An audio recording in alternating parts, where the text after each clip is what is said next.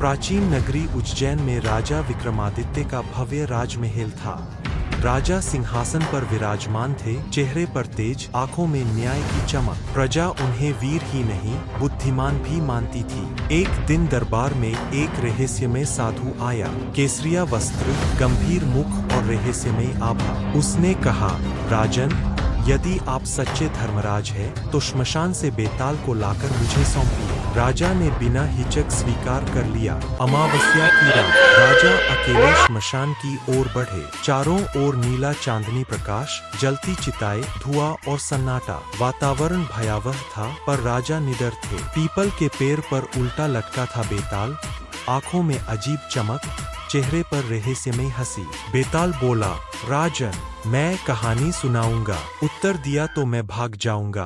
राजा ने बेताल को कंधे पर उठा लिया। चलते चलते बेताल कहानियां सुनाता, कभी न्याय की, कभी प्रेम की, कभी त्याग की। हर कहानी के अंत में कठिन प्रश्न होता। राजा हर बार धर्म और बुद्धि से उत्तर देते। उत्तर मिलते ही बेताल हंसकर उड़ जाता और फिर पैर पर लटक जाता। यह क्रम कई बार दोहराया गया। बार बार आने जाने से राजा थक गए, वस्त्र धूल से भर गए, पर उनका धैर्य अडिग रहा। अंत में बेताल ने सबसे कठिन प्रश्न पूछा, जो राजा भली भांति जानते थे। इस बार राजा चुप रहे, न कोई उत्तर, न कोई शब्द, केवल शांत चेहरा और गहरी समझ।